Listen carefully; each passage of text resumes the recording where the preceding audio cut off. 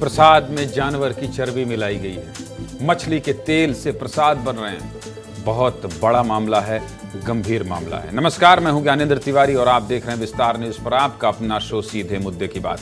सीधे मुद्दे की बात में हर दिन आपको 1 घंटे में बताता हूं कि देश, मध्य प्रदेश, छत्तीसगढ़ और हाँ, अगर जरूरत पड़ी तो विदेश, यानी कि आपके देश के आसपास क्या चल रहा है, उन खबरों को 8 से 9 1 घंटे आपको बताता हूं। सबसे पहले आज बात दुनिया के सबसे अमीर मंदिर में हुए विवाद की करेंगे। आंध्र प्रदेश के तिरुपति मंदिर के लड्डू प्रसादम में जानवर की चर्बी मिलाने का मामला आया है। पूरे देश में हल्ला मचा है, पूरे देश में आवाज खिलाफ में उठ रही है और ऐसा क्यों हो रहा है, इस पर सवाल पूछे जा रहे हैं। अपराध है ये, करोड़ों हिंदुओं की आस्था से खिलवाड़ है ये। क्या है पूरा मामला, विस्तार से बताएंगे। और हाँ, बाबा महाकाल की नगरी से आई पड़ताल भी दिखाएंगे आपको। दूसरी खबर में आज बात आईफोन की करेंगे। आज से भारत में आईफोन 16 की बिक्री शुरू हो गई है। इतनी लंबी लंबी लाइन है, ऐसा लग रहा है फोन ना हो गया, अंतिम इच्छा हो गई। तीसरी खबर में बात आज लेबनान की करेंगे। साइबर अटैक से 800 से ज्यादा लोगों की जान चली गई है, मौत हो गई है। एक एक तस्वीर दिखाएंगे, बने रहिएगा। चौथी खबर में बात मध्य प्रदेश की करेंगे। मध्य प्रदेश के मुख्यमंत्री डॉक्टर मोहन यादव आज कोलकाता पहुंचे थे। प्रदेश में खूब निवेश आए, खूब पैसा आए, इसलिए खूब मेहनत कर रहे हैं मुख्यमंत्री डॉक्टर मोहन यादव। पांचवी खबर में बात करेंगे कैसे झूले वाले की लापरवाही से एक नन्ही बच्ची ने अपनी जान गंवा दी। भिंड से खबर आई है, परेशान और हैरान दुखी करने वाली खबर है। छठी खबर में आज सबसे पहले आपको कवर्धा की तस्वीर दिखाऊंगा। आज फिर कह रहा हूं, 3 मौत होने के बाद कवर्धा रो रहा है। ग्राउंड पर पहुंचे थे हमारे सहयोगी, क्या हाल है गांव का, विस्तार से दिखाने के लिए खुद रो पड़े। 7वीं खबर में आज बात नक्सल पीड़ितों की करेंगे। कल गृह मंत्री अमित शाह ने दिल खोलकर स्वागत किया, लेकिन आज की तस्वीर कई सवाल खड़े कर रही है। जेएनयू में नक्सल पीड़ितों का ये कैसा स्वागत है, खबर क्या है, विस्तार से सब कुछ दिखाएंगे। वहां जेएनयू में भी विस्तार न्यूज के रिपोर्टर दिखाई देंगे। 8वीं खबर में बात करेंगे छत्तीसगढ़ की। मंत्री बनने की चाहत पर ब्रेक लग गया है। तो चलिए बुलेटिन की शुरुआत करते हैं और सबसे पहली खबर क्या है, प्रसाद में चर्बी मिलाना अपराध है, कहीं जगह नहीं मिलेगी, कहीं जगह नहीं मिलेगी, याद रखिएगा। ये पाप है, अपराध है, जघन्य अपराध है, ये बिल्कुल बहुत बड़ा क्राइम। तिरुपति मंदिर से बहुत बड़ी खबर आई, बहुत बड़ी खबर आई। दुनिया भर में मशहूर आंध्र प्रदेश के तिरुपति वेंकटेश्वर मंदिर के लड्डू प्रसादम में मिलावट की पुष्टि हो गई। गुजरात के आणंद में हुई टेस्ट रिपोर्ट के अनुसार प्रसाद बनाने वाले घी में जानवरों की चर्बी का इस्तेमाल किया गया है। जानवरों की चर्बी का इस्तेमाल किया गया, किसमें? प्रसाद में। बहुत गलत है, बहुत गलत। सबसे पहले यह दावा आंध्र प्रदेश के मुख्यमंत्री चंद्रबाबू नायडू ने किया। आंध्र प्रदेश की सत्तारूढ़ तेलुगु देशम पार्टी की तरफ से दावा किया गया कि गुजरात के पशुधन प्रयोगशाला की तरफ से मिलावट की पुष्टि की गई है। विस्तार से सब कुछ देखना समझना है तो चलिए बता देता हूं। सैंपल रिपोर्ट के मुताबिक तिरुपति मंदिर के प्रसाद में क्या क्या मिला है, चलिए सबसे पहले आपको यह बता देता हूं। लड्डू प्रसादम में सोयाबीन, नारियल, सनफ्लावर, जैतून का तेल, कॉटन सीड, अलसी मिला है, जिस पर कोई विवाद नहीं है। आप समझ गए? ये जो मैंने आपको बताया इसमें कोई विवाद नहीं, ये चल सकता है, वेज आइटम है। लेकिन जिस पर बवाल मचा है वो भी देख लीजिए। तिरुपति मंदिर के लड्डू प्रसादम बनाने में फिश ऑयल का इस्तेमाल होता था, लॉर्ड का इस्तेमाल होता था और बीफ टैलो भी मिला है। आसान भाषा में आप जानकर हैरान हो जाएंगे। आप समझ रहे हैं क्या है? चर्बी समझ सकते हैं इनको, चर्बी। लेकिन लॉर्ड और बीफ टैलो क्या है वो भी विस्तार से समझा देता हूं। लॉर्ड मतलब लॉर्ड सुअर की चर्बी से बनता है, चिकना होता है, इसलिए आसानी से मिलावट हो सकती है। और दूसरा जिक्र है बीफ टैलो का। यह जानवरों की चर्बी को पकाने के बाद बनाया जाता है, सिर्फ फैट रह जाता है जो घी जैसा दिखता है। हे भगवान, हे भगवान, ये महाप्रसाद में महापाप किया जा रहा है, महापाप किया जा रहा है। और ये महाप्रसाद जिस किचन में बनता है वो 300 साल पुराना है और इस प्रसाद को सिर्फ ब्राह्मण ही बनाते हैं। और एक दिन में करीब 3.5 लाख प्रसाद बनाया जाता है। अब महाप्रसादम में मिलावट की खबर पूरे देश में हड़कंप मचा रही है, पूरे देश में। आंध्र प्रदेश के सीएम चंद्रबाबू नायडू ने पहले ही कि जगन मोहन सरकार पर हिंदुओं की आस्था से खिलवाड़ करने का आरोप लगाया है। विवाद बढ़ा तो केंद्रीय स्वास्थ्य मंत्री जेपी नड्डा ने मुख्यमंत्री नायडू से बात की और जांच के निर्देश भी दिए हैं। साथ ही अब जगन मोहन रेड्डी का भी जवाब आ गया है। तिरुपति प्रसाद विवाद पर जारी सियासत पर पहले ये रिपोर्ट देख लीजिए, फिर आगे विस्तार से बात करेंगे। दिखाइए रिपोर्ट।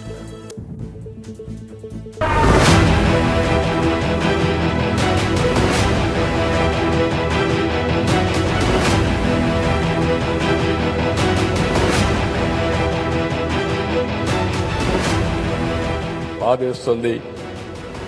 నాసి రకమైన ఇంగ్రీడియంట్సే కాకుండా ఎనిమల్ ఫ్యాట్ కూడా వాడారని.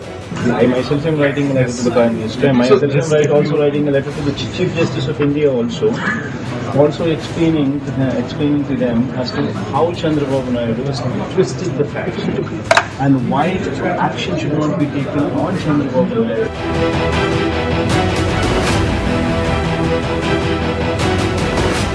जो भी कानून के दायरे में और जो भी हमारी नियमावली food safety standards authority of India के तहत आती है, उसके तहत हम इस पर कार्रवाई करेंगे। सबकी आस्था के साथ खिलवाड़ हुआ तो, और इस दौरान जो समय आप दे रहे हैं, नई नई थ्योरीज सोशल मीडिया पे चल रही हैं, उससे किसको लाभ है? जो दोषी है उसको कड़ी से कड़ी और तुरंत सजा मिलनी चाहिए। उसकी सीबीआई से जांच होनी चाहिए। सीबीआई के जांच के दायरे में आना चाहिए कि कितने रुपए का घी लिया गया, कौन चर्बी का घी क्यों लिया गया, और दूसरा प्रश्न, ये हिंदू धर्म के साथ घोर अत्याचार है। इसे मैं भारतीय जनता पार्टी सरकार का भारत की जनता के साथ बहुत बड़ा लापरवाही या विश्वासघातमक। हमें विश्वास है जो लोग जिम्मेवार हैं उनके खिलाफ उचित कार्रवाई भी होगी। ये हमारे मैं समझता हूँ अंतर्राष्ट्रीय षड्यंत्र है। हमारे जो सनातन धर्म है इस पर कुठाराघात है और इसकी बड़ी गंभीरता से सरकार को लेना चाहिए। उसके बाद इसको जांच कराने के लिए जो दोषी जो है उसको दंड दिया गया। साथ ही बहुत बड़ा विवाद है। अगर ऐसा हुआ है तो करोड़ों हिंदुओं की आस्था से खिलवाड़ किया गया है। करोड़ों हिंदुओं की आस्था से खिलवाड़ किया गया। और आपको पता है, यह दुनिया के सबसे अमीर मंदिर का हाल है। तिरुमाला श्री वेंकटेश्वर मंदिर दुनिया का सबसे अमीर मंदिर है, क्योंकि इस मंदिर की संपत्ति 2.5 लाख करोड़ रुपए है। कितनी? 2.5 लाख करोड़ रुपए। सोचिए, 2.5 लाख। और इस मंदिर के पास 10 टन से ज्यादा सोना है भाई साहब। बहुत अमीर मंदिर है। ऐसे ही नहीं कह रहा हूं, दुनिया का सबसे अमीर मंदिर है। और कमाई भी छप्पर फाड़ है इस मंदिर की। तिरुपति मंदिर की सालाना कमाई 3000 करोड़ रुपए के करीब है। 3000 करोड़ रुपए के करीब, जिसमें इस लड्डू प्रसादम से कमाई की 500 से 600 करोड़ तक हो जाती है। 500 से 600 करोड़ प्रसादम से। और इसी 500 से 600 करोड़ की कमाई वाले लड्डू प्रसाद में अब मिलावट का आरोप लग रहा है। इस अमीर मंदिर में जाने वाले भी बहुत अमीर लोग होते हैं, दिल खोल कर दान करते हैं। सालाना इस मंदिर को 1500 करोड़ रुपए दान में मिलते हैं। कितने? 1500 करोड़ रुपए दान में मिलते हैं। 1500 करोड़। बताइए, इतना पैसा तो कमाते हैं, फिर प्रसाद में क्यों मिलावट करना? आप एक बार सोचिए, जब हम लोग मंदिर जाते हैं तो बाहर का कुछ न खाएं, लेकिन आस्था से प्रसाद तो तुरंत मुंह में डाल लेते हैं। जब ये खबर आई तो पूरा देश परेशान हो गया। पूरा देश परेशान हो गया। मैं भी परेशान हूं, आपका अपना चैनल विस्तार न्यूज भी परेशान है। इसलिए हमारे सहयोगियों ने अलग अलग मंदिरों में जाकर पड़ताल की है, लोगों से बातचीत की है, सचेत और सावधान करने की कोशिश की है कि कहीं और तो गड़बड़ नहीं हो रहा है। मध्य प्रदेश, छत्तीसगढ़ में और कहीं नहीं दिखाई देगा। ऐसी रिपोर्ट केवल विस्तार न्यूज में दिखाई देगी। अब बात महाकाल की नगरी उज्जैन की कर लेते हैं। हमारे सहयोगी संतोष कृष्णानी ने शुरू से आखिर तक, मतलब प्रसाद के रॉ मटेरियल से लेकर प्रसाद श्रद्धालुओं तक पहुंचने तक पूरी पड़ताल की। जहां प्रसाद के लिए बेसन बनाया जा रहा था, सबसे पहले संतोष कृष्णानी उस रूम तक पहुंचे। उसके बाद जब पूरा मटेरियल तैयार करके प्रसाद बनाने की प्रक्रिया शुरू की गई, कैसे बनता है महाकाल का प्रसाद वो भी देखिए। प्रसाद बनकर तैयार हो गया तो उसकी पैकिंग कैसे की जाती है, कौन लोग पैक करते हैं, फिर यह प्रसाद पैक होकर काउंटर तक जाता है और श्रद्धालुओं तक पहुंचता है। पूरी पड़ताल देख लीजिए, विस्तार न्यूज है। मेरे सहयोगी संतोष कृष्णानी ने विस्तार से सब कुछ दिखाया है। दिखाइए रिपोर्ट।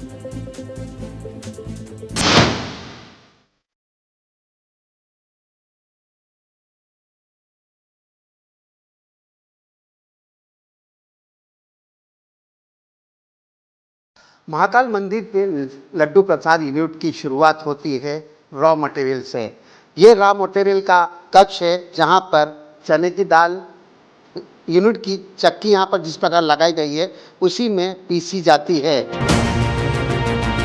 घी आप देख सकते हैं यहाँ पर एक ब्रांडेड कंपनी का यहाँ पर घी का इस्तेमाल किया जाता है और उसकी शुद्धता भी सर्टिफाइड होकर आती है।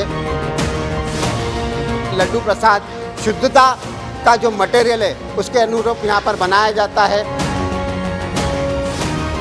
शुद्ध घी के नाम से कई दुकानदार हैं, कई खिलवाड़ करने वाले मिलावटी इस्तेमाल करते हैं, तो आप इसको कैसे सर्टिफाइड करवाते हैं? इसका जो खाद्य विभाग की टीम आती है वहाँ से हमें इसका सर्टिफिकेट भेज दिया जाता है और पूरा सर्टिफिकेट होकर 5 जनों की जो टीम रहती है उसके द्वारा चेक किया जाता है, उसके बाद ही यहाँ पर आती है। सबसे पहले जब यूनिट में यहाँ पर मटेरियल ठंडा होने आता है तो सबसे पहले उद्घोष महाकाल बाबा का होता है। लड्डू का गोल आकार दिया जाता है और उसके बाद बाबा महाकाल को भोग लगाया जाता है। उसके बाद ही महाकाल मंदिर के प्रांगण में इसे भेजा जाता है। विस्तार न्यूज़ की टीम एक बार और इनसे सीखे, हम इनसे भी बात करते हैं क्योंकि सेवक है। ये देखिए, ये इनके हाथ धुले हुए हैं। हाथ धोने के बाद इसको गोल आकार दिया जाता है। अवार्ड है जो यहाँ पर सरकार के द्वारा महाकाल प्रबंध समिति लड्डू यूनिट को प्रदान किया गया था और ऐसे अवार्ड एक नहीं है, 3-3 अवार्डों से नवाजा गया है। यहाँ शुद्धता, स्वच्छता और पवित्रता का जो ध्यान रखते हैं हम लोग, उसके लिए हमें राष्ट्रीय स्तर का सेब भोग प्रसाद और 5 स्टार रेटिंग जैसे अवार्ड प्राप्त हुए हैं। लड्डू प्रसाद का काउंटर है जहाँ पर भक्त जो हैं बाबा महाकाल के दर्शन करने के बाद बड़ी संख्या में अपने इष्ट मित्रों, परिवार के लिए और खुद के लिए यहाँ से शुद्ध लड्डू प्रसाद लेकर जाते हैं। साहब, लड्डू प्रसाद तो यहाँ का बहुत ही शानदार है। मैं 15 साल से ले जा रहा हूँ। कि बाबा का जो प्रसाद है वो महाप्रसाद के रूप में सबसे उच्चतम क्वालिटी का प्रसाद है।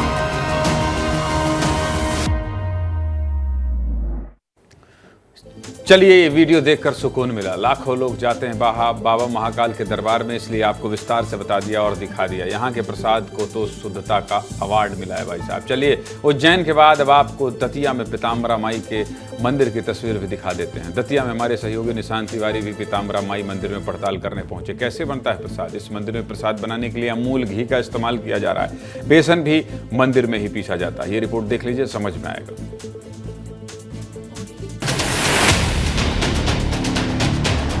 इस वक्त हम मौजूद हैं दतिया के मध्य प्रदेश पीताम्बरा मंदिर। जो पीताम्बरा मंदिर में प्रसाद लगता है वो कैसे बनता है? तो दतिया में बहुत ही शुद्धता से प्रसाद बनता है। यहाँ पे कोई भी किसी प्रकार की कोई मिलावट और किसी प्रकार की अशुद्धता की बात ही नहीं है दतिया में।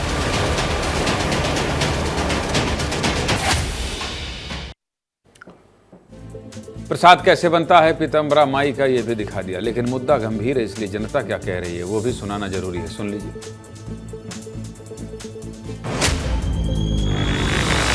कहीं ना कहीं मंदिर का जो प्रशासन कह लीजिए या मैनेजमेंट कह लीजिए, उसमें जरूर कमी होगी, जिसके कारण से इस प्रकार की घटना वहाँ घटित हुई। अगर आप प्रसाद स्वच्छता से बनाने का व्यवस्था मंदिर के प्रांगण में नहीं कर सकते तो आपको वो काउंटर बंद कर देना चाहिए। प्रसाद में कुछ है नहीं, लेकिन अब ये राजनीतिकरण करके इसे र्यूमर फैलाया जा रहा है। ये जिस हिसाब से देखा जा रहा है पॉलिटिकल स्टंट है। आज से पहले क्या चंद्रबाबू नायडू जी ने ये चीज़ नहीं देखी थी क्या? अभी सिर्फ बोल देने से कि ये सब है, तो मैं कहना यही चाहूँगी कि धक्का तो लगा ही है सब भावनाओं को और इस पे जांच होनी चाहिए। धार्मिक चीज़ों से खिलवाड़ ना किया जाए। अगर ना हो सके मिलावट तो कोई बात नहीं, प्रसाद हम लोग घर से लाएंगे स्वयं भगवान को चढ़ाने के लिए। सरकार से ये मांग करूंगी कि जांच इसकी होनी चाहिए और ऐसे लोगों को देना चाहिए। लड्डू बनाने का भी ठेका दिया जाता है मंदिरों में, तो वो अच्छे सात्विक लोगों को देना चाहिए, ऐसे लोगों को नहीं कि जो पीछे मिलावट करके। मामला बहुत बढ़ गया है। स्वास्थ्य मंत्रालय ने रिपोर्ट मांग ली है। मामला फिलहाल सुप्रीम कोर्ट पहुंच गया है। जगन मोहन रेड्डी की पार्टी भी अपने ऊपर लगे आरोपों को लेकर हाई कोर्ट पहुंची है। आगे जो भी अपडेट होगा बताते रहेंगे। आस्था का मसला है, विश्वास और भरोसे का मसला है। विश्वास और भरोसे को कोई, वो भी इस तरह से जहां सब कुछ खत्म हो जाता है, वहां उम्मीद और आस्था लेकर कहां जाते हैं लोग? मंदिर जाते हैं, भगवान से प्रार्थना करते हैं, हे भगवान खुशहाल रखना, हे भगवान आने वाली मुसीबत को टालना, हमें परेशानी ना आए इसको ध्यान रखना, हमारी रक्षा करना। ये कौन कहता है? श्रद्धालु कहते हैं। कहां जाकर? मंदिरों में जाकर। और मंदिरों में क्या हो रहा है? आस्था के साथ खिलवाड़ है। इसीलिए मैं कह रहा हूं अपराध है ये। चलिए अगली खबर की ओर बढ़ते हैं। और अगली खबर क्या है? आईफोन ना हो गया, अंतिम इच्छा हो गई भाई। आईफोन ना हो गया, अंतिम इच्छा हो गई। देख लीजिए फोन लगे हुए हैं भाई, किसी तरह से आईफोन मिल जाए। ये वाला आउटडेटेड हो गया, बहुत पैसा लगा खरीदे थे, 1 साल भी नहीं हुआ है अभी, 16 आ गया, इसलिए 15 लेना पड़ेगा। शौकीन तो मैं भी हूँ। ये फोन अब आउटडेटेड हो गया है। ये वाला आज ही हुआ है, झटका लगा है भाई। बहुत पैसा लगेगा दूसरा खरीदने में, क्योंकि भारत में नया आईफोन आ गया है। आईफोन 16 की बिक्री आज से भारत में शुरू हो गई है। दिल्ली, मुंबई, इंदौर, रायपुर समेत तमाम शहरों में दुकानों के बाहर लंबी लंबी लाइन दिख रही है। पहले हम की भावना होती है। सब यही चाहते हैं, सबसे पहले आईफोन लॉन्च होते ही मेरे पास ही आ जाए। ये आईफोन सिर्फ फोन नहीं, क्रेज है, इमोशन हो गया है आजकल तो, इसलिए इतनी लंबी लाइन लगी है। मैं अभी नहीं ले सकता क्योंकि इतनी लंबी लाइन में खड़ा नहीं हो सकता हूं भाई। इसलिए मैंने कहा है हमारे सीओ साहब सिमरदीप सिंह जी से कि भैया फोन ला दीजिए, दे दीजिए, क्योंकि उनको भी बहुत शौक है, हमारे सीओ को भी बहुत शौक है कि जैसे ही आईफोन आए तो उनके हाथ में ही पहला आ जाए। तो हमने कहा पहला जब आप लाएंगे ही तो एक और ला दीजिएगा। देखिए मानते हैं बात, वैसे प्रेम तो करते हैं, ला दिए तो अच्छा है, कल दिखाऊंगा कि मिल गया है। जब लाइन थोड़ी छोटी होगी तो खरीद लिया जाएगा। आईफोन खरीदने पहुंचे लोग क्या कह रहे हैं सुन लीजिए, सुनाइए।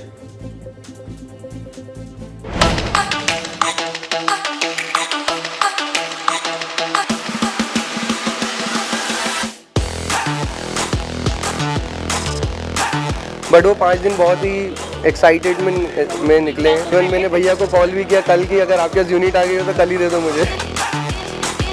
जब से एक्साइटेड थे, कल रात को सोए भी नहीं। मैंने अर्ली मॉर्निंग यहाँ पे है उनको मैंने कॉल भी कर दिया था 7 बजे, मैंने कब ओपन हो रहा है।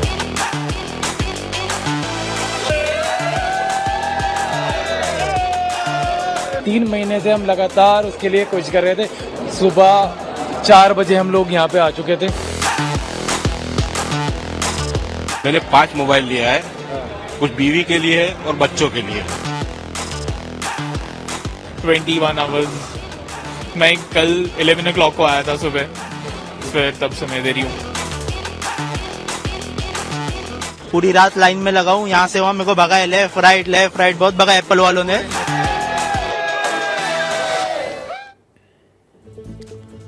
बहुत बहुत बधाई हो आप लोगों को जिन्होंने फोन खरीद लिया है लाइन में लग के संघर्ष करके। माधुरी दीक्षित का आज मैं ट्वीट देख रहा था। माधुरी दीक्षित ने भी एक्स पर पोस्ट किया है, कहा आईफोन के सारे फीचर, प्रचार प्रसार कर रही हो तो बात अलग है, लेकिन क्रेज तो है भाई। सभी आईफोन प्रेमियों को बधाई हो। चलिए मेरे पास नया आ जाएगा तो मुझे भी बधाई हो। चलिए अगली खबर की ओर बढ़ते हैं। और अगली खबर कौन सी है? एमपी में पैसा लाने के लिए खूब मेहनत कर रहे हैं कौन? मुख्यमंत्री डॉक्टर मोहन यादव खूब मेहनत कर रहे हैं। फिर से मध्य प्रदेश में खुशखबरी आने वाली है। मध्य प्रदेश के मुख्यमंत्री प्रदेश में निवेश करने के लिए अलग अलग राज्यों में जा रहे हैं। बड़े बड़े निवेशकों को मध्य प्रदेश आने का न्योता दे रहे हैं। मुख्यमंत्री डॉक्टर मोहन यादव पहले मुंबई गए, फिर कोयम्बटूर और उसके बाद बेंगलुरु में उन्होंने निवेशकों से 1-to-1 चर्चा की। आज मुख्यमंत्री डॉक्टर मोहन यादव कोलकाता पहुंचे थे। मध्य प्रदेश में उद्योग को बढ़ावा देने के लिए सीएम डॉक्टर मोहन यादव लगातार प्रयास कर रहे हैं, खूब मेहनत कर रहे हैं। आगे विस्तार से बात करेंगे, पहली रिपोर्ट देख लीजिए, दिखाई रिपोर्ट।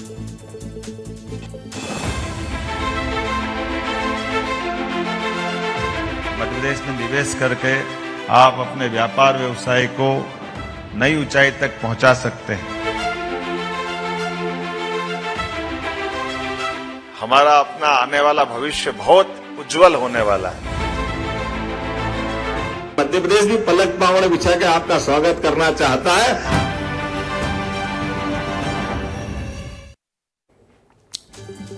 मध्य प्रदेश के लोग खुश रहें, उनके पास खूब पैसा आए, बस इसीलिए आपके मुख्यमंत्री इतने दौरे कर रहे हैं, इतनी मेहनत कर रहे हैं। आज कोलकाता में मुख्यमंत्री ने निवेशकों से मुलाकात की और मध्य प्रदेश में निवेश करने पर हर संभव मदद करने का भरोसा भी दिया। साथ ही उज्जैन के महाकाल और कोलकाता की मां काली को भी याद किया। सीएम क्या कह रहे हैं, सुन लीजिए। मैं स्वयं बाबा महाकाल की नगरी से आता हूं और आप महाकाली की नगर वाले हैं, सारे लोग हैं। महाकाली और महाकाल से इस सृष्टि का सृजन होता है, आनंद की वर्षा होती है, एहसास होता है।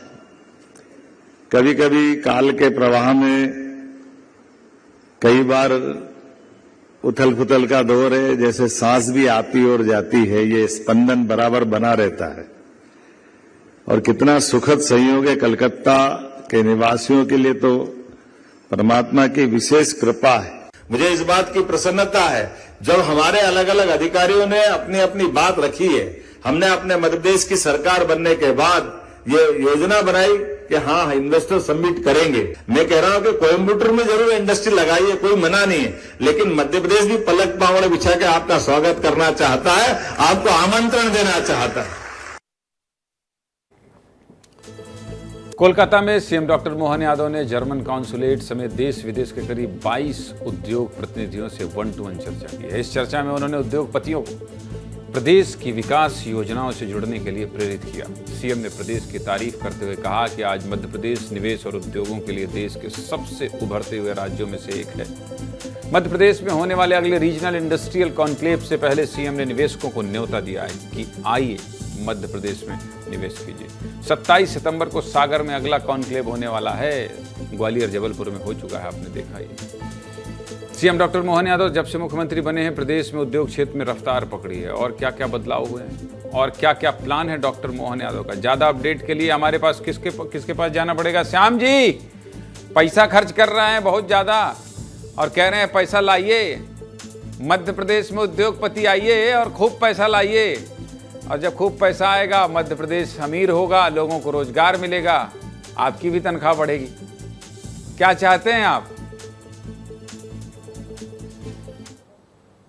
देखिए, वाकई में ज्ञानेंद्र जी आपने बहुत बड़ी बात कही है कि पैसा बढ़ना जरूरी है, यानी इकोनॉमिक्स में अगर देखा जाए तो अर्थव्यवस्था मजबूत होना बहुत ज़रूरी है और यही कोशिश हो रही है मध्य प्रदेश में। मध्य प्रदेश में आप देखिए, ये चौथा प्रदेश है और चौथा बड़ा शहर है जहां मुख्यमंत्री पहुंचे हैं और उनको बोला है आप आइए हमारे प्रदेश में, हम सब कुछ वो देंगे जिससे आपको भी फ़ायदा होगा और मध्य प्रदेश को भी फ़ायदा होगा। दूसरी बड़ी बात क्या है, बेरोजगारी दूर करना भी जरूरी है। ये आर्थिक रूप से संपन्न होंगे तो बेरोजगारी दूर होगी। युवाओं को रोजगार मिलना बहुत ज़रूरी है। युवा हमारे जो है तैयार हैं, लगातार डिग्रियां हासिल कर रहे हैं, लेकिन उनके लिए नौकरियां जरूरी है। दूसरा, हमारी भौगोलिक स्थिति जो है बहुत अच्छी है। हम देश का दिल हैं, देश का दिल होने की वजह से कनेक्टिविटी बहुत अच्छी है और यहाँ पर पर्यटन हो, इसके अलावा आप जल, जंगल, ज़मीन सब कुछ है हमारे पास में। इसलिए मुख्यमंत्री उनके बीच जा रहे हैं, उनसे कह रहे हैं कि हमारे पास ये है आपके लिए, आप क्या करना चाहते ये बताइए, हम वो सब आपके लिए फेवरेबल करेंगे। ज्ञानेंद्र जी, देश के दिल से ये पुकार उठी है, आपका भी दिल बहुत बड़ा है श्याम जी, आपको भी दिली मुबारकबाद। खूब पैसा है मध्य प्रदेश में। बहुत शुक्रिया आपका, मुस्कुराते रहिए, खुश रहिए और मुझे अगली खबर की ओर बढ़ने दीजिए। बहुत धन्यवाद आपका। चलिए अगली खबर क्या है? झूले वाले की लापरवाही से बच्ची की जान चली गई। क्यों भाई, क्यों ऐसा हो गया? भिंड से बहुत दुखद खबर आई है। झूले वाले की लापरवाही से एक बच्ची की जान चली गई है। एक पिता का सपना होता है कि बेटी जब बड़ी हो जाए तो किसी अच्छे घर में शादी करवाएं। अपने हाथों में डोली उठाने की तमन्ना होती है एक पिता की, लेकिन क्या हुआ? लेकिन भिंड में एक पिता के डोली उठाने की तमन्ना तो छोड़ ही दीजिए, वो अपने हाथों में अपनी मासूम बेटी का शव लेकर खड़े थे। जिन हाथों से बेटी की विदाई में फूलों की वर्षा की जाती है, वो हाथ अगर बेटी की कब्र पर मिट्टी डालें तो इससे ज्यादा दर्दनाक तस्वीर मेरे ख्याल से कुछ और हो ही नहीं सकती। एक मासूम की झूले से गिरकर मौत हो गई है। किससे झूले से गिरकर मौत हो गई? देख लीजिए, बहुत दर्दनाक तस्वीर है, बहुत पीड़ा दे रही है ये तस्वीर। जब खबर मेरे पास आई थी तो मैं बहुत गुस्सा भी हुआ था। आज ऐसी घटनाओं को लेकर आपसे 1-to-1 बात करने का मन है, बात करूंगा। कुछ पैसे कमाने के लिए कैसे लोग मासूम की जान के साथ खिलवाड़ कर देते हैं। आज इस पर बात करना जरूरी है। पहले पूरी खबर जान लीजिए, पूरी खबर बता देता हूं। भिंड जिले के गोरमी कस्बे में 11 महीने की मासूम झूले से गिरी। इलाके में मेला लगा था, झूले लगे थे। 10 साल की एक मासूम अपनी नवजात बहन को लेकर झूला झूलने चली गई। झूला शुरू होते ही जोरदार झटके का कारण नीचे गिरने से बच्ची को गहरा चोट लगा। तस्वीर ब्लर कर दिया है, धुंधला कर दिया है। बहुत दर्दनाक तस्वीरें देख नहीं पाएंगे आप। आनन फानन में इलाज के लिए बच्ची को ग्वालियर ले जाया गया, जहां उसकी मौत हो गई, जान चली गई। मां बाप सब बहुत दुखी हैं। परिवार वालों का रो रो कर बुरा हाल है। एक नवजात परिवार में कितना चहेता होता है, इसको बताने की कोई जरूरत नहीं है। सुन लीजिए परिवार वाले क्या कह रहे हैं, सुनाइए।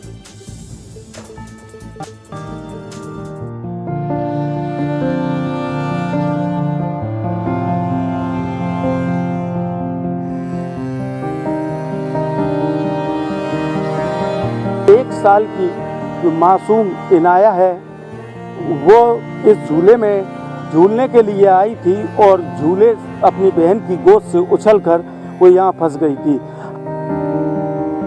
इस जगह पे उसका सिर फंस गया और वह गंभीर रूप से घायल हो गई। माथे हुए ले गए थे हम उसको, उसने उसका हाथ पकड़ा था, इस वजह से वो गिर गई। मुझे नहीं मालूम था जब मैं झूले पे ले गई है। झूले पे मुझे पता होता झूले पे ले गया तो मैं कभी नहीं जाने देती। ये दर्द तो बहुत बड़ा दर्द है साहब, इससे बड़ा दर्द और क्या हो सकता है।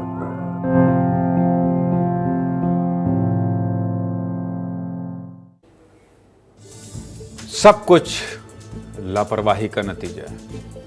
10 साल की लड़की 11 महीने की बच्ची के साथ झूले पर बैठ रही है और झूले वाले इसको नजरअंदाज कर रहे हैं, आराम से झूलने दे रहे हैं। इन झूले वालों को थोड़ा भी अंदाजा नहीं है कि बच्चे किसी हादसे का शिकार हो सकते हैं। पुलिस अधिकारी ने क्या कहा है, ये भी सुन लीजिए। घटना के बाद मृतका के पिता की सूचना पर से हमने थाना पर मर्ग कायम कर लिया इस प्रकरण में, और आज सुबह हमने मृतका का पीएम गोरमी अस्पताल में कराया है। आज हम उनको बयानों के लिए बुलाएंगे और जिसकी भी गलती पाई जाती है उस पर कार्रवाई करी जाए। ये समझ में आ रहा है मामले में कि जो झूला संचालक हैं उनने सही तरह से व्यवस्था नहीं की थी। अगर बच्चे को ले जाने से रोकते तो शायद ये घटना नहीं होती। पुलिस वाले भी बता रहे हैं झूला संचालक की लापरवाही है। बच्ची का पुलिस वालों ने पोस्टमार्टम भी करवाया, लेकिन सबसे बड़ा सवाल झूला संचालकों पर उठता है, सबसे बड़ा सवाल। और हां, मैं ये कह रहा हूं, परिवार वालों को भी ध्यान देना चाहिए, परिवार वालों को भी ध्यान देना चाहिए। मैंने कहा है और आपसे सीधे मुद्दे की बात में ही कहा है कि नक्सलवाद के खात्मे की एक खबर दिखाऊंगा आपको। मैंने आपसे वादा किया है कि 2026 मार्च देश के गृह मंत्री ने कहा है कि नक्सलवाद खत्म करने की आखिरी डेडलाइन है। और इस बीच विस्तार न्यूज आपको हर दिन नक्सलवाद से जुड़ी हर अपडेट वाली खबर दिखाता है। क्यों दिखाता है आपको पता है? बस्तर में रहने वाले वो भाई बहन इंतजार कर रहे हैं कि कब ये कहना पड़े कि हां, नक्सलवाद से मुक्त हुआ प्रदेश। नक्सलवाद का दंश अब बस्तर नहीं झेल पाएगा। लेकिन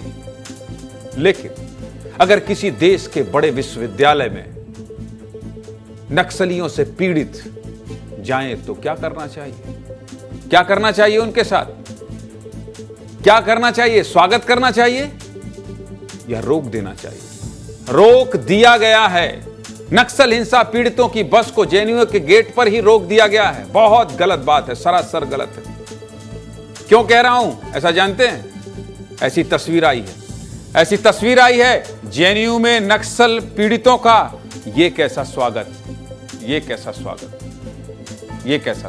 इसलिए कह रहा हूं, तस्वीर देख लीजिए। नक्सल हिंसा से पीड़ित लोग हैं, नक्सली हमले में दिव्यांग हो चुके लोग हैं। बैसाखियों का सहारा लेना पड़ रहा है, लोगों का सहारा लेना पड़ रहा है, तब कहीं जाकर चल पा रहे हैं। फिर भी इनके बस को रोक दिया गया है। जेएनयू की गेट से ये लोग कैंपस के अंदर तक पैदल गए हैं। सोचिए कितनी तकलीफ हुई होगी। अपना दर्द साझा करने जेएनयू पहुंचे थे। अगर बस अंदर चली जाती तो क्या हो जाता, आगे बात करूंगा, लेकिन पहले मेरे सहयोगी संजय ठाकुर जो जेएनयू गेट के पास हैं। क्यों? क्योंकि नक्सलियों द्वारा प्रताड़ित किए गए लोग को संजय ने बहुत करीब से देखा है। इसलिए जब मुझसे बात हुई और संजय ने कहा कि ज्ञानेंद्र जी, बहुत से लोग ऐसे हैं बस्तर के जो जाना चाहते हैं दिल्ली और जो दिल्ली जा रहे हैं और पहली बार वो दिल्ली जा रहे हैं, मैं उनकी खुशी देखना चाहता हूं, कैमरे में कैद करना चाहता हूं, विस्तार न्यूज के लिए उन तस्वीरों को सजोकर रखना चाहता हूं। पहली बार कोई बस्तर के लोग इस तरह से हवाई जहाज की यात्रा करेंगे, देश के गृह मंत्री से मिलेंगे, मुझे जाने दीजिए। मैंने कहा जाइए संजय जाइए। और आज सुकून है कि मध्य प्रदेश छत्तीसगढ़ का कोई चैनल इनके दर्द को नहीं दिखा रहा है प्राइम टाइम में, विस्तार न्यूज दिखा रहा है। संजय ने उस दर्द को महसूस किया कि बैसाखी से चलने वाले लोगों को क्यों गेट के बाहर रोक दिया जेएनयू प्रबंधन ने। उस दर्द को दिखा रहे हैं संजय, लोगों से बात कर रहे हैं संजय। दिल्ली के जेएनयू के गेट के बाहर से संजय ठाकुर की एक्सक्लूसिव रिपोर्ट देख लीजिए, फिर आगे बात करेंगे। दिखाइए।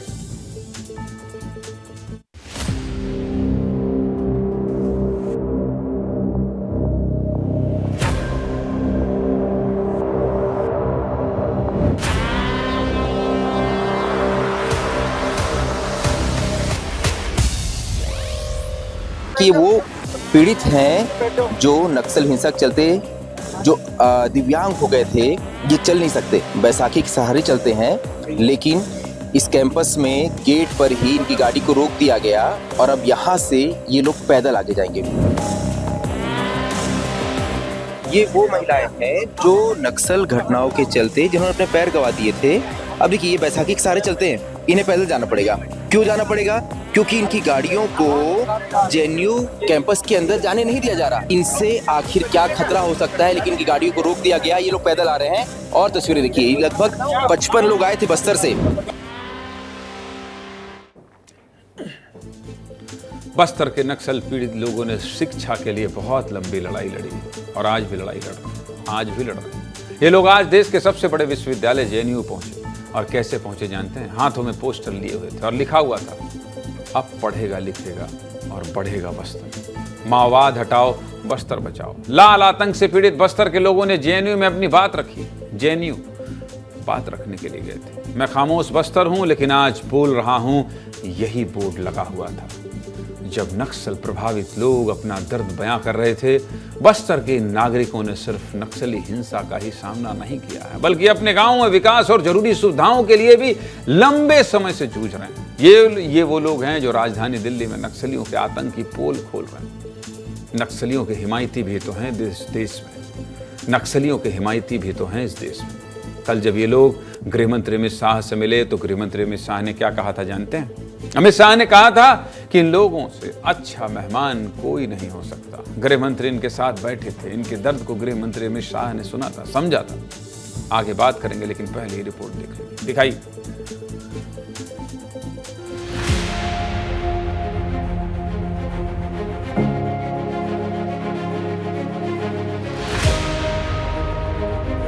तो नक्सलियों ने जाकर के भाई पर और इन भाई के,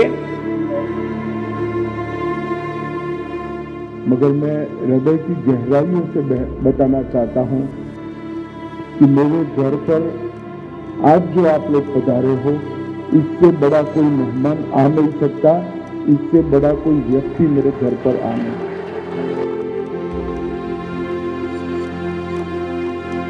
छत्तीसगढ़ सरकार के माध्यम से ये सारी योजनाएं आप पर पहुंचेगी।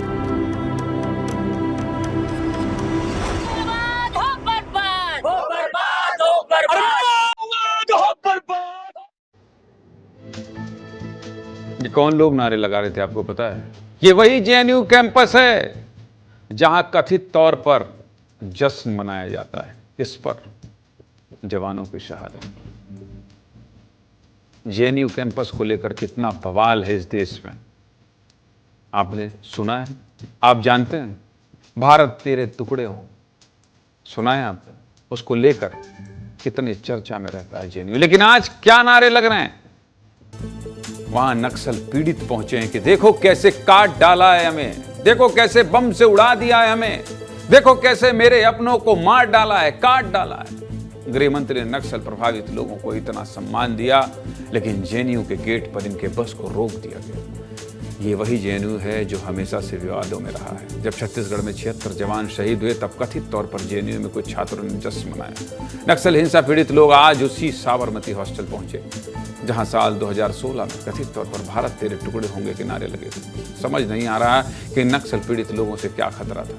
ये तो खुद नक्सलियों के आतंक से पीड़ित लोग अपनी बात रखने गए थे। किसी के लिए क्या खतरा होंगे भाई, क्या खतरा होंगे? इन्हें सहारा भी तो बैसाखी चाहिए। नक्सलियों ने ये दर्द दिया है। अपने दर्द को इन लोगों ने कल गृह मंत्री अमित शाह ने साझा किया था, और कल राष्ट्रपति द्रौपदी मुर्मू से भी साझा करने वाले हैं। और नक्सलवाद को लेकर जो भी अपडेट होगा बताने के लिए कौन हाजिर होगा पता है आपको? ये दो हैं। और संजय, मुझे बहुत फक्र है, मुझे बहुत गर्व है आपके ऊपर।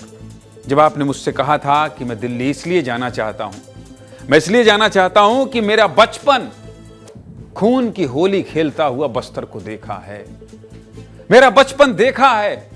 संजय ठाकुर वो रिपोर्टर हैं जो 33 कांग्रेसी मारे गए थे, तो उस मौके पर पहुंचकर उन तस्वीरों को देश के सामने रखे थे। वो सहयोगी हैं संजय ठाकुर। और संजय मुझसे कहते हैं कि ज्ञानेंद्र जी, जब ये नक्सलवाद खत्म करने की डेडलाइन तय हो गई है, तो मुझे कोई दूसरा काम मत दीजिए, मैं केवल इसके खात्मे की एक एक कड़ी, एक एक सबूत दिखाना चाहता हूं। यह संजय का व्यक्तिगत मसला है। बस्तर में जो पला बढ़ा है वो ये जानता है कि बस्तर बदनाम है नक्सलवाद के लेकर। बस्तर के विकास गाथा नहीं लिखी जा रही है केवल इसलिए क्योंकि नक्सली खून की होली खेल रहे हैं। 76 जवानों को मार दे रहे हैं, लेकिन अब देश में एक ऐसा भरोसा पैदा हुआ है। देश के गृह मंत्री ने एक ऐसा भरोसा दिया है देश को, छत्तीसगढ़ वालों को, बस्तर वालों को, कि नहीं, पाताल में भी छिपे होंगे, निकाल कर मारे जाएंगे। संजय, बहुत धन्यवाद आपका कि आपने बैसाखी से चलने वाले उन लोगों का दर्द दिखाया जिन्हें जेएनयू ने सम्मान नहीं दिया। उसको देखकर, उन तस्वीरों को देखकर संजय क्या बीत रही थी और क्या देखा आपने संजय? देखिए, अभी फिलहाल 2 दिनों में जो कुछ हुआ है वो इतिहास में दर्ज हो रहा है, क्योंकि पहली बार बस्तर का दर्द जो है वो दिल्ली तक पहुंचा है। आज जेएनयू कैंपस में जब ये लोग पहुंच रहे थे, जब इनकी बस को रोका गया, तो मैं खुद निजी तौर पे आहत था, क्योंकि ये मेरे ही बस्तरवासी थे। ये वो पीड़ित थे जो अपना दर्द साझा करने जेएनयू पहुंचे, क्योंकि जेएनयू को विचारों का केंद्र कहा जाता है। और ऐसा लग रहा था कि ये अपने विचार, अपना दर्द जो है वो सामने नहीं रख पा रहे। लेकिन जब ये कार्यक्रम शुरू हुआ, जब यहाँ स्टूडेंट पहुँचने लगे, और मैंने देखता गया कि एक के बाद एक स्टूडेंट बढ़ते गए, और जब ये कार्यक्रम ख़त्म हुआ तो ये जेएनयू कैंपस जो है वो नारों से गूंज उठा कि नक्सलवाद की कब्र खुदेगी। तो देखिए, ये बदलाव की तस्वीर है, और मैं इसीलिए कह रहा हूँ कि अभी जो कुछ हो रहा है ये इतिहास में दर्ज होगा। देश में एक वक्त जब आएगा, जब नक्सलवाद ख़त्म हो जाएगा, तो इन तस्वीरों को हम दिखाएंगे, हम बताएंगे कि एक दौर ऐसा भी आया था कि नक्सलवाद को ख़त्म करने, एक मदद मांगने जेएनयू कैंपस तक भी बस्तर के लोग पहुँचे थे, ताकि यहाँ जो स्टूडेंट हैं वो खुद अपनी आवाज़ उठा पाएँ। क्योंकि यहाँ स्टूडेंट का क्या कहना था, उन्होंने कहा कि वैचारिक लड़ाई तो जेएनयू से ही लड़ी जाती है, और हम इस लड़ाई में, नक्सलवाद के खिलाफ जो लड़ाई चल रही है, इसका हम हिस्सा बनेंगे। तो ये बहुत महत्वपूर्ण तस्वीर थी जिसे आज हमने लोगों को, दर्शकों को दिखाया है। संजय आपके पास आऊंगा, लेकिन रवि, नक्सलवाद को लेकर जो सियासत होती है, रवि, आप उस कम्युनिटी के से आते हैं जो सबसे ज्यादा शोषित, पिछड़े होते हैं, लेकिन आज छत्तीसगढ़ में एक आदिवासी मुख्यमंत्री हैं। आप उनके दर्द को भली भांति जानते हैं रवि, और आप मुझसे हमेशा झगड़ा करते हैं, हमेशा लड़ते हैं कि अंतिम व्यक्ति तक, ज्ञानेंद्र जी, ये आवाज जानी चाहिए, भरोसा जाना चाहिए। छत्तीसगढ़ में उन अंतिम लोगों तक ये विकास की गाथा जानी चाहिए, विकास का रथ जाना चाहिए। आज जब देश के गृह मंत्री इन लोगों को सुन रहे हैं और कह रहे हैं कि आपसे बड़ा कोई मेहमान नहीं है रवि, और प्रदेश के मुख्यमंत्री विष्णुदेव साय और गृह मंत्री विजय शर्मा जब इन्हें, इन बच्चों को लेकर और इन पीड़ितों को लेकर हवाई जहाज में वहां भेज रहे हैं, ये बदलता हुआ बस्तर है, बदलता हुआ छत्तीसगढ़ है, बदलता हुआ नक्सलवाद के खिलाफ जो डर है, ये एक भरोसा पैदा कर रहा है रवि। और आप जिन लोगों की लड़ाई की बात करते हैं, मुझे लगता है उनके हक की बात कर रही है ये तस्वीरें। रवि, ज्ञानंद जी, आप सही कह रहे हैं, क्योंकि उनके हक की लड़ाई लड़ना जरूरी है और कई साल पहले से लड़ाई जारी होनी चाहिए थी, लेकिन वो लड़ाई अब तक देखी नहीं गई। इसका नुकसान हुआ बस्तर को, वहाँ के आदिवासियों को विकास नहीं मिला, वहाँ के आदिवासियों को हर जगह हॉस्पिटल नहीं मिला, उनको राशन नहीं मिला, उनको सैकड़ों किलोमीटर पैदल चलना पड़ जाता है। एक हॉस्पिटल जाने के लिए उनको 40-40 किलोमीटर पैदल चलना पड़ता है। मतलब सोचिए कि उनको किन तकलीफों से गुजर के जाना पड़ता था, और उनको भरोसा नहीं था कि कोई हमारी समस्या सुनेगा। लेकिन पहली बार उनकी समस्या सुनी जा रही है और उनके लिए काम हो रहा है। और रवि और संजय, पहली बार कोई न्यूज चैनल इतने विस्तार से नक्सलवाद के खात्मे की गारंटी की तस्वीर भी दिखा रहा है। यह भी इतिहास में दर्ज होगा संजय और रवि कि पहली बार कोई चैनल उन लोगों के साथ खड़ा है जिनको गेट में बेइज्जत किया गया है। पहली बार कोई चैनल का सहयोगी वहां पहुंचकर उन लोगों के बीच में पहुंचकर उनकी पीड़ा दिखा रहा है, उनके आंसुओं को पोंछ रहा है। और कोई न्यूज चैनल का सहयोगी पहली बार किसी बुजुर्ग के आंख के आंसू को पोंछ कर कह रहा है, भरोसा रखिए सब ठीक हो जाएगा। यह सब पहली बार हो रहा है, यह सब पहली बार हो रहा है। आप दोनों का बहुत बहुत शुक्रिया। संजय कुछ कहना चाहते हैं? संजय बोलिए। देखिए, जब नक्सली कहते हैं कि बंदूक सिख की नली से सत्ता का रास्ता निकलेगा, तो नक्सली ये कहते हैं कि ये लड़ाई बंदूक के दम पे लड़ी जाएगी। लेकिन सरकार भी ये समझ रही है कि ये लड़ाई जो है ये सिर्फ बंदूकों से नहीं जीती जा सकती। कैंप तो खोल दिए, लेकिन लड़ाई जो है ये वैचारिक है। और यही वजह है कि बस्तर की जनता जो है वो अब पहुंच रही है दिल्ली में, ऐसे संस्थानों में जा रही है जहां से वैचारिक युद्ध शुरू होते हैं। और ये जो लड़ाई है इसका अब रुख बदलेगा। ये मैं आज कह रहा हूँ कि लड़ाई जो है ये बंदूकों से आगे बढ़ के अब वैचारिक जाएगी। जब तक देश की जनता इस लड़ाई में शामिल नहीं होगी तब तक नक्सलवाद खत्म नहीं होगा। तो यही लड़ाई जो है इसका रुख बदलने की कोशिश जो है वो आज जेएनयू में की गई है। ठीक है संजय, ठीक है संजय। रवि और संजय, आप दोनों थोड़ा मुस्कुरा लीजिए और इस बात का संतोष कीजिए कि नक्सलवाद की इस लड़ाई में आप लोग भी उतने ही बड़े सहयोगी हैं जितना ये सिस्टम, जितनी ये सरकार। मुझे दोनों के ऊपर बहुत फक्र है और आप लोग इसी तरह से अपनी जिम्मेदारी निभाते रहिए। संजय आपका भी शुक्रिया, रवि आपका भी बहुत धन्यवाद, बहुत बहुत धन्यवाद दोनों ही सहयोगियों का। चलिए आगे बढ़ते हैं और अगली खबर क्या है? मंत्री बनने की चाहत पर ब्रेक लग गया है। किसके किसके? जो चेहरे दिखाई दे रहे हैं आपको, क्यों आपको पता है? 2 कुर्सी खाली थी। मुख्यमंत्री विष्णुदेव साय ने सौगातों का पिटारा खोला है। इस बार उनके पिटारे से 5 संभाग के 5 विधायकों को सौगात मिली। 54 सीट के साथ भारी बहुमत से बनी सरकार में विधायकों के संतुलन को साधने के लिए मुख्यमंत्री ने बड़ा फैसला किया है। विधायकों को प्राधिकरण में जिम्मेदारी देकर मुख्यमंत्री ने क्षेत्रीय और जातिगत समीकरण को साधने की कोशिश की है। पहली सूची में जिन विधायकों को जिम्मेदारी मिली है उसमें 3 विधायक मंत्री पद की दौड़ में थे। ऐसे में साफ हो गया है कि आने वाले समय में जब मंत्रिमंडल का विस्तार होगा तो उसमें वरिष्ठ और नए विधायकों का तालमेल नजर आएगा। सबसे पहले बात करते हैं कि विधायक को क्या जिम्मेदारी दी गई है। लता उसेंडी को बस्तर विकास प्राधिकरण का उपाध्यक्ष बनाया गया है। गुरु खुशवंत साहब अनुसूचित जाति विकास प्राधिकरण के उपाध्यक्ष बनाए गए हैं। प्रणव मरपच्ची मध्य क्षेत्र आदिवासी विकास प्राधिकरण के उपाध्यक्ष। गोमती साय सरगुजा विकास प्राधिकरण की उपाध्यक्ष बनी। ललित चंद्राकर अन्य पिछड़ा वर्ग क्षेत्र विकास प्राधिकरण के उपाध्यक्ष बने हैं। ये सब मैं आपको जानकारी बता रहा हूं। मतलब सभी 5 संभागों से 1 विधायकों को विकास प्राधिकरण में जिम्मेदारी दी गई है। जिम्मेदारी मिलने के बाद क्या कह रहे हैं नेता? क्यों? क्योंकि सपना तो मंत्री बनने का सभी का होता है। क्या कह रहे हैं नेता, सुन लीजिए।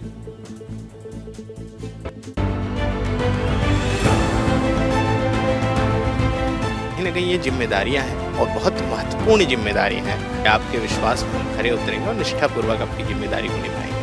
जिन्होंने इस कार्य को चुना है उसको आभार व्यक्त करते हैं। के लिए जो है जिम्मेदारी किसी के भी पास हो, क्षेत्र में जो है विकास की अपार संभावनाएं हैं और इस क्षेत्र के लोगों की आवश्यकताएं भी। ये जिम्मेदारी है और इस जिम्मेदारी को पूरा ईमानदारी के साथ और ऊंचाई तक जहां हमको लेके जाना है वहां तक लेके जाएंगे।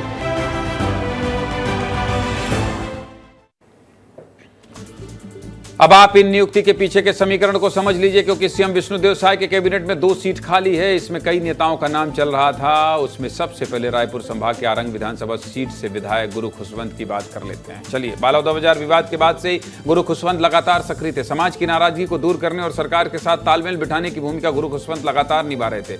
उस समय चर्चा थी कि मंत्री के रिक्त पद पर गुरु खुशवंत प्रबल दावेदार हैं। गुरु खुशवंत का दावर मंत्री शिव डहरिया को हराकर विधायक बने, लेकिन अब कैबिनेट की बची 2 सीट से पत्ता कट गया है। चलिए आगे बढ़ते हैं। बस्तर संभाग के कोंडा गांव से विधायक लता उसेंडी को भी प्राधिकरण में जिम्मेदारी दी गई। लता उसेंडी रमन सरकार में कैबिनेट मंत्री रही हैं। बीजेपी के राष्ट्रीय उपाध्यक्ष भी हैं। आदिवासी मुख्यमंत्री की जब बात सामने आई थी, उस समय लता को मुख्यमंत्री के दावेदार के रूप में भी देखा जा रहा था। ऐसे में यह चर्चा थी कि मंत्रिमंडल विस्तार से दूसरे मंत्री के रूप में लता को शामिल किया जा सकता है। इनका भी पत्ता कट गया है। तीसरा नाम सरगुजा संभाग के पत्थल गांव से विधायक गोमती साय भी मंत्री पद की दौड़ में थी। संसद के बाद जब उन्हें विधानसभा चुनाव लड़ाया गया तो यह चर्चा थी कि गोमती को कोई बड़ी जिम्मेदारी दी जाएगी। हालांकि प्राधिकरण में उपाध्यक्ष बनने के बाद उन्हें उनके मंत्री बनने की संभावना लगभग खत्म हो गई है। लेकिन राजनीति है, कुछ भी हो सकता है। प्राधिकरण की सूची में सबसे चौंकाने वाला नाम बिलासपुर संभाग के मरवाही से विधायक प्रणव मरमच्छी का है। उनको मध्य क्षेत्र आदिवासी विकास प्राधिकरण का उपाध्यक्ष बनाया गया है। प्रणव ने राज्य गठन के बाद पहली बार मरवाही सीट पर भाजपा को जीत दिलाई है। राज्य बनने के बाद से लगातार यहां जोगी परिवार का कब्जा था। अगला नाम क्या है? दुर्ग ग्रामीण के विधायक ललित चंद्राकर को पिछड़ा वर्ग विकास प्राधिकरण का उपाध्यक्ष बनाया गया है।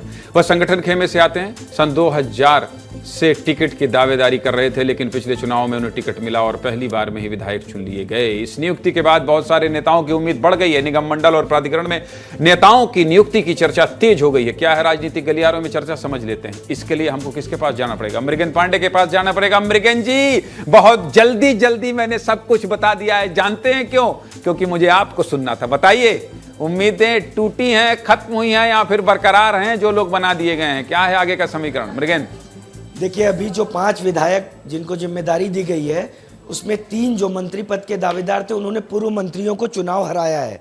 और जो नए समीकरण बन रहे हैं, उसमें साफ साफ है कि जो वरिष्ठ विधायक हैं, जिनकी उम्मीदें लगातार टूट रही थी, उनकी उम्मीदें अचानक जगी हैं।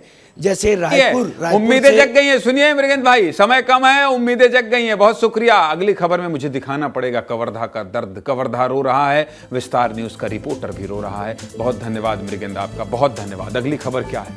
कहता हूं ना, इमोशनल चैनल है। देख लीजिए। रोते बिलखते परिवारों के बीच में विस्तार न्यूज का माइक और मेरा सहयोगी अनमोल तिवारी खुद रोता और बिलखता हुआ। कहता हूं ना, इमोशनल चैनल है। कवर्धा रो रहा है। किसकी गलती थी? क्या हुआ? किसने किसको मारा? लेकिन खबर तो यही है कि कवर्धा में 3 लोगों की मौत हो गई और 3 परिवार रो रहे हैं। अपनों को खोने का गम है, गांव में तनाव का माहौल है। ये 4 तस्वीरें देख लीजिए। पिता शिव प्रसाद साहू की मौत हो गई। मां जेल में बंद है। 5 मासूम बच्चे विलख रहे हैं। मां को वापस लाने की गुहार लगा रहे हैं। हत्या के शक में रघुनाथ साहू को जिंदा जला दिया गया। पूरा परिवार मातम में डूबा हुआ है। जिस घर को आग लगाई गई वो आज भी सुलग रहा है, जल रहा है। तीसरी तस्वीर प्रशांत साहू के परिवार की है। 27 साल के बेटे की मौत हो गई।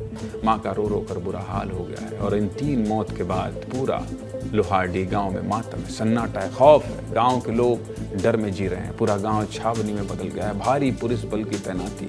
आज हमारे सहयोगी अनमोल तिवारी लोहारडी गांव पहुंचे, हाल जानने गए थे। पहले रिपोर्ट देख लीजिए, फिर विस्तार से एक तस्वीर दिखाएंगे। दिखाइए।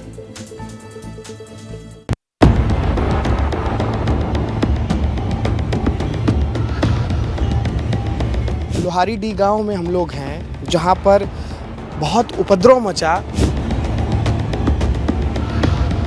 70 लोगों को अब तक गिरफ्तार किया जा चुका है। वो जैसे शिव प्रसाद खत्म हुई, सुबह से नहीं हुए चल दी रही से, ओकर बाद वो घरे नहीं आए। घर के जो बड़े हैं वो गायब है घर से। शिव प्रसाद साहू के घर पे आया हूं मैं। 5 बच्चे के सर से पिता का साया उठ गया है। हमारे मम्मी जायदा को छुड़वा लो, हमारे गाँव वालों को छुड़वा लो।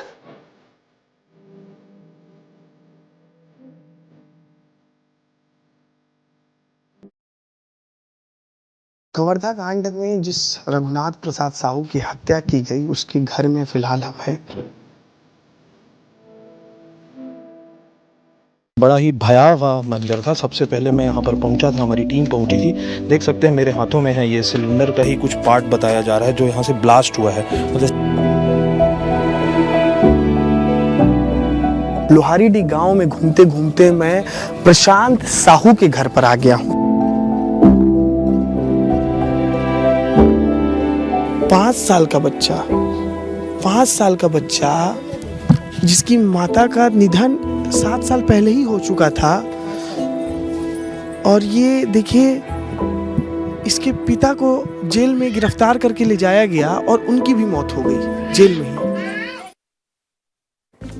15 सितंबर को शिव प्रसाद साहू की मौत हुई। शिव प्रसाद साहू का पेड़ से लटकता हुआ शव मिला, जिसे देखकर लोगों ने हत्या की आशंका जताई और रघुनाथ साहू के घर को जिंदा जलाकर मार डाला। हमारे सहयोगी अनमोल तिवारी शिव प्रसाद साहू के घर पहुंचे। घर में 5 मासूम बच्चे थे। पिता 15 सितंबर को ही हमेशा के लिए छोड़कर चले गए। इनकी मौत के बाद गांव में जो बवाल हुआ, उसके बाद इन बच्चों की मां भी जेल में बंद है। विस्तार न्यूज जब इन बच्चों का हाल जानने पहुंचा तो हमारे सहयोगी अनमोल तिवारी भी भावुक हो गए। इंसान है और विस्तार न्यूज में हर सहयोगी को कहा गया है कि सामने वाले का दर्द ही हमारा दर्द है, इसलिए भावुक हो गए। ये रिपोर्ट देख लीजिए, फिर आगे विस्तार से बात करें। शिव प्रसाद साहू के घर पे आया हूँ मैं। शिव प्रसाद साहू का देहांत हो गया है। घर की क्या स्थिति है ये दिखाने और समझाने उनके घर पे आया हूँ। और जब घर पे आया तो मुझे छोटे छोटे बच्चे नज़र आए। पहले ये सब छोटे छोटे बच्चे आपको देखिए, ये तमाम बच्चे हैं। आप सभी लोग शिव प्रसाद जी के बच्चे हैं 5। आप 5 हैं। हाँ। हमारे पापा को आखिरी बार देखने नहीं दिए। हमारी सुनवाई कब करेंगे? हमारी मम्मी को छुड़वा लीजिए। छूट जाएगी। संभालो बेटा। कब छूटेगी मेरी मम्मी?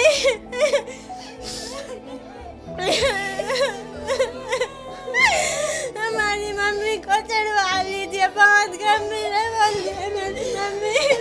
5 बच्चे के सर से पिता का साया उठ गया है। चाचा जेल में बंद है, मम्मी जेल में बंद है। क्या हो रहा है? अगर प्रशासन इस तस्वीर को देख रहे हो तो जरा इस दर्द को समझिए, इस पीड़ा को समझिए। कैसे ये बच्चे रो रहे, बिलख रहे हैं।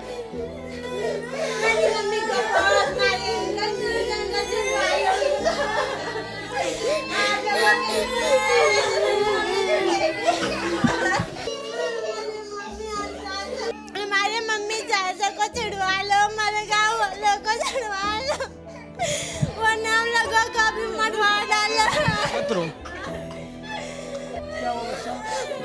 पापा जेल में है पापा। हाँ सर, पापा नहीं है।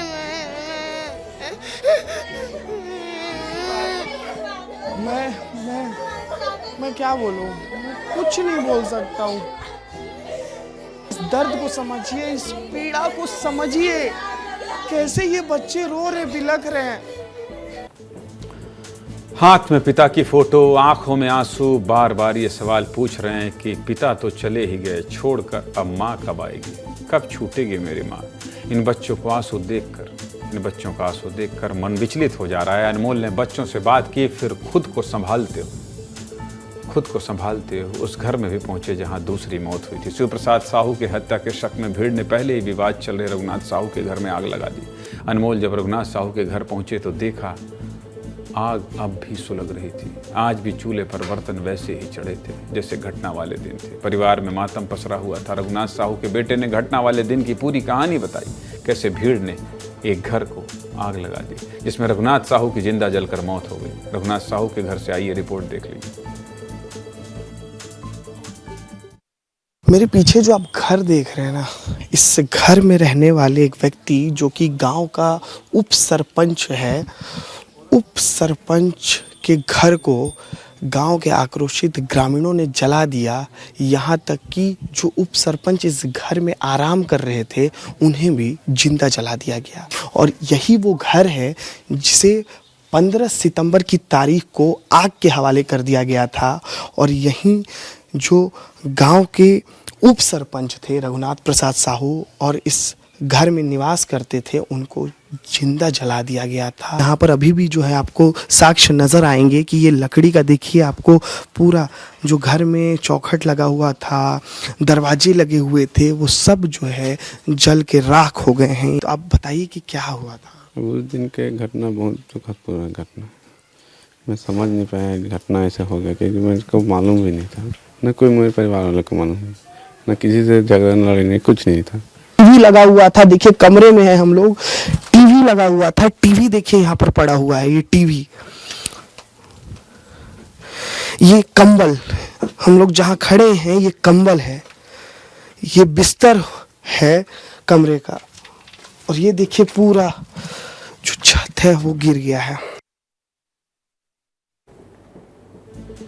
15 सितंबर की ये घटना सुनकर रूह कांप जा रही है। रघुनाथ साहू के घर का हाल जानने के बाद विस्तार न्यूज की टीम प्रशांत साहू के घर पहुंची, जिनकी जेल में मौत हो गई। प्रशांत की मां का रो रो कर बुरा हाल है। बेटे का अंतिम संस्कार हो गया। मां बेटे को याद कर बदहवास है, रो रही है, बिलख रही है। ये रिपोर्ट भी देख लीजिए। प्रशांत साहू का ये पूरा परिवार है, उनका घर है। प्रशांत साहू को पुलिस यहीं से उठाकर जो है थाने ले गई थी और प्रशांत साहू का ही घर है। प्रशांत साहू की जो माता जी हैं और उनके जो छोटे भाई हैं उनको भी गिरफ्तार करके पुलिस फिलहाल जेल में बंद रखी है। ये पूरा प्रशांत साहू का घर आप देख सकते हैं, मिट्टी का घर है ये लोहारी डी गांव में। और उनका पूरा परिवार जो है बाहर बैठा हुआ है। और सबसे दुख की बात यह कि पूरे गांव में सन्नाटा पसरा हुआ है इस वक्त। प्रशांत साहू का जो भाई है वो हमारे साथ हैं। प्रशांत साहू को यहीं से गिरफ्तार किए थे जी, घर से उठाकर जबरदस्ती ले गए थे। घर में कपाट लगा हुआ था, तोड़कर निकाल कर ले जा लिए। तो जहाँ आगजनी हुई, जिस घर को जलाया गया, जहाँ रघुनाथ साहू की मौत हुई, उस कांड से कुछ लेना देना था प्रशांत साहू? रघुनाथ साहू जो मृतक हैं उसके हम खुद फैमिली वाले हैं। और उस घटना के दिन ना हम लोग नहीं गए थे वहाँ पर, क्योंकि गांव वाले ना उसके प्रति बहुत आक्रोशित थे। तो उसमें हम जाते ना तो हमको भी मारपीट कर देते, इसलिए ना हम लोग भी वहाँ पर नहीं गए। प्रशांत साहू की जेल में ही? हाँ, जेल में ही मृत्यु हुई है उसका।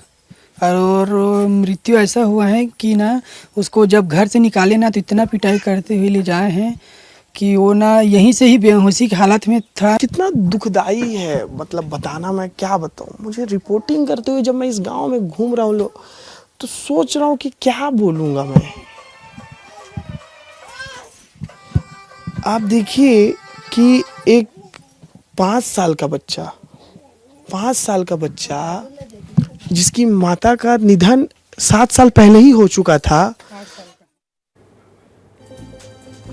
प्रशांत की पत्नी की मौत पहले ही हो गई और प्रशांत की मौत के बाद 7 साल का बच्चा अनाथ हो गया है। आपको तीनों परिवार का हाल दिखा दिया। बस इसीलिए कह रहा हूँ, कवर्धा रो रहा है। कवर्धा का लोहारडी गांव अब डर और खौफ के साए में जी रहा है। इसलिए तस्वीर से एक एक तस्वीर दिखा दी। मुझे दीजिए इजाजत, नमस्कार।